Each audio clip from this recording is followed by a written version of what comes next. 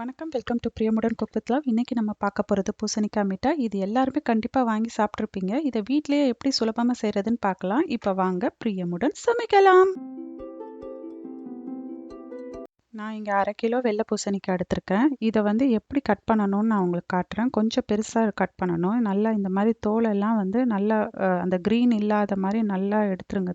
தோலெல்லாம் நல்லா சீவிட்டு கொஞ்சம் பெரிய பெரிய சைஸாக வந்து நம்ம வந்து பீசஸ் போட்டுக்கணும். அப்போ தான் வந்து உங்களுக்கு அந்த கேண்டி நல்லா வரும். இந்த மாதிரி நல்லா பெரிய பெரிய பீசஸாக போட்டுக்கோங்க.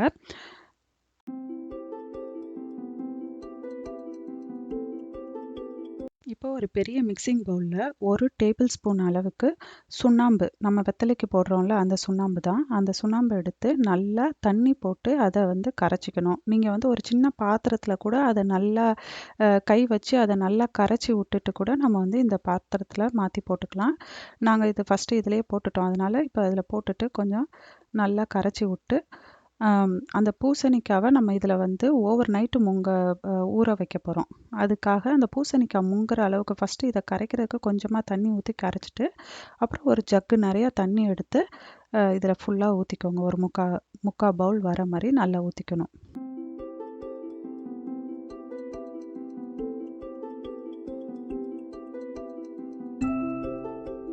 இப்போ நம்ம பெரிய பெரிய பீசஸாக இப்போ வெட்டி வச்சுருந்தோம் இல்லையா, அந்த வெள்ளை பூசணிக்காவை இது மாதிரி ஃபோர்க் வச்சு நல்லா எல்லா பீசஸையும் குத்தி குத்தி அந்த சுண்ணாம்பு தண்ணியில் வந்து நீங்கள் போட்டு வச்சிடணும். நம்ம வந்து ஓவர் நைட்டு வந்து இது வெளியே வச்சு ஊற வைக்க போகிறோம். நம்ம வந்து ஃப்ரிட்ஜுக்குள்ளே வைக்கணும்னு இல்லை, இந்த சுண்ணாம்பு தண்ணியில் போட்டு எல்லாத்தையும் இது மாதிரி ஃபோர்க் வச்சு குத்திட்டு நம்ம வந்து இதுக்குள்ளே போட்டு மூடி வச்சிடலாம்.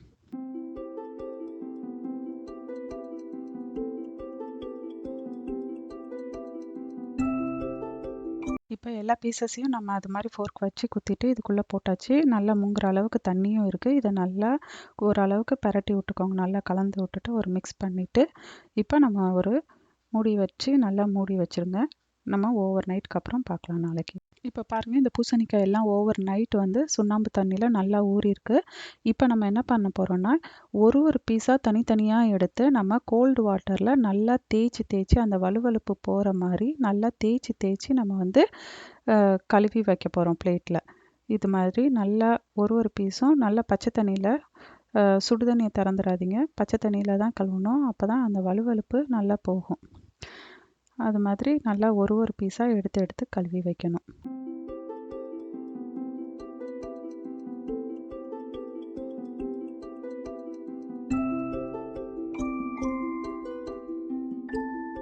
இதே மாதிரி எல்லாத்தையும் நல்லா கழுவி எடுத்து வச்சுக்கோங்க. அதுக்கப்புறம் ஒரு பாத்திரத்தில் இந்த காயெல்லாம் முங்குற அளவுக்கு தண்ணி பிடிச்சி அதை நல்லா கொதிக்க வைங்க. அது நல்லா சூடாகி வந்ததுக்கப்புறமா நம்ம வந்து இந்த பூசணிக்காவை எல்லாத்தையும் ஒன்றா சேர்த்துக்கலாம். இப்போ இது வந்து நல்லா கொதிச்சு வரணும். இப்போ இந்த காய் எப்படி இருக்குது, பச்சையாக இருக்கு இல்லையா, அது நல்லா வெந்து உங்களுக்கு வெந்தது எப்படி தெரியும், இந்த பார்த்தீங்களா இப்போ ஒயிட் கலரில் வந்துருச்சு பாருங்கள், அந்த டிரான்ஸ்லூசன்னு சொல்லுவாங்க. அந்த மாதிரியான பக்குவத்தில் அது வந்து நல்லா வெந்தது உங்களுக்கே தெரியும். அப்படியே நல்லா கண்ணாடி மாதிரி வலுவலுன்னு இருக்கும். நல்லா இப்போ வந்து நல்லா மூடி போட்டு நல்லா வேக வைங்க. அப்போ தான் வந்து உள்ள வரைக்கும் நல்லா வேகும்.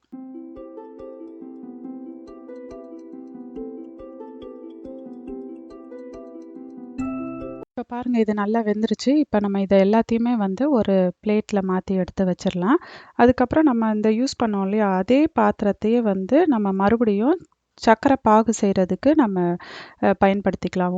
ஒரு பேன் புதுசாக எடுக்க தேவையில்லை. பாருங்கள், இது மாதிரி நல்லா ஃபுல்லாக உள்ள வரைக்கும் நல்லா வெள்ளையாக வெந்துருச்சு பாருங்கள். இப்போ பார்த்தீங்கன்னா அந்த பூசணிக்காய் மிட்டாய் தெரியுதா. அதுக்கப்புறம் அதே பேனில் வந்து நம்ம வந்து ஒரு 2 கப்பு சீனி எடுத்துட்டு 2 கப்பு தண்ணி ஊற்றிக்கலாம்.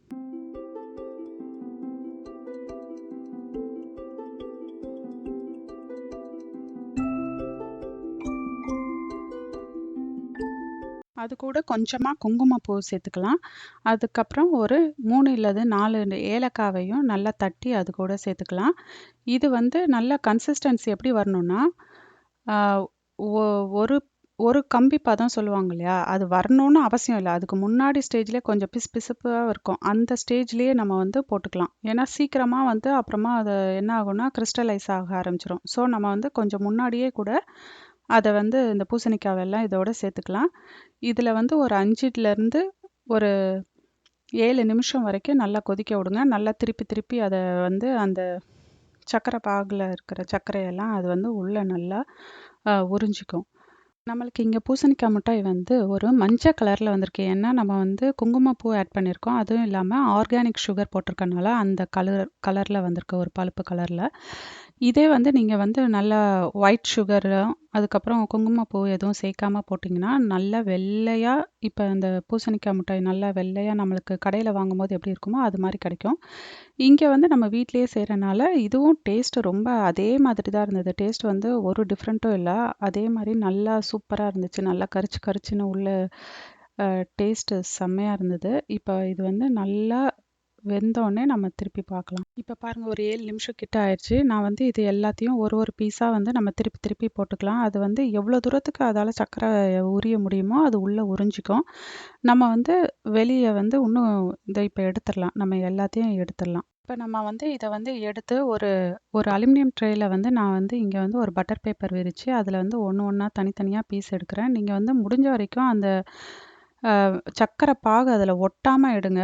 சில இது வந்து நான் சர்க்கரை பாகு நல்லா இருக்குன்னு நினச்சி அதை சேர்த்து சேர்த்து எடுத்தது, அது ரொம்ப கிறிஸ்டலாக இருந்தது. அதுக்கப்புறமா நான் வந்து உரித்து எடுத்துட்டேன். நீங்கள் முடிஞ்ச வரைக்கும் அந்த சர்க்கரை பாகு ஒட்டாமல் வெறும் தனியாக இருக்கிற மாதிரி எடுங்க. ஏன்னா உள்ளே நிறையா ஸ்வீட் ஆல்ரெடி அது வந்து உள்ளே உறிஞ்சிருக்கும். நம்மளுக்கு வந்து மேலே இருக்க சர்க்கரை பாகே தேவையில்லை. அது வந்து எக்ஸ்ட்ரா ஸ்வீட் தான். இது மாதிரி எடுத்துட்டு நல்லா வெயிலில் காய வச்சிங்கன்னா சீக்கிரமாக காஞ்சிரும். ஒரே நாளில் காஞ்சிரும். எங்களுக்கு இங்கே வெயில் ரொம்ப இல்லாதனால ஒரு 2 நாளாக இது வந்து காஞ்சுது.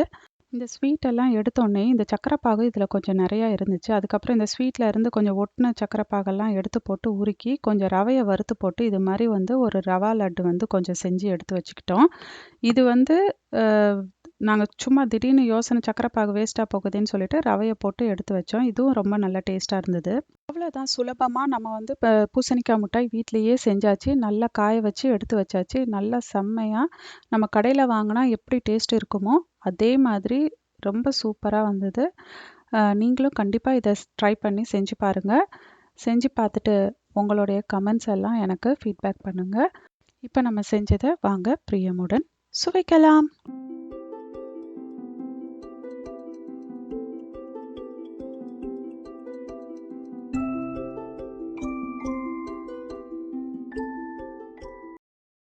இந்த வீடியோ உங்களுக்கு கண்டிப்பாக பிடிச்சிருக்கும்னு நினைக்கிறேன். அப்படி பிடிச்சிருந்துச்சுன்னா லைக் பண்ணுங்கள்.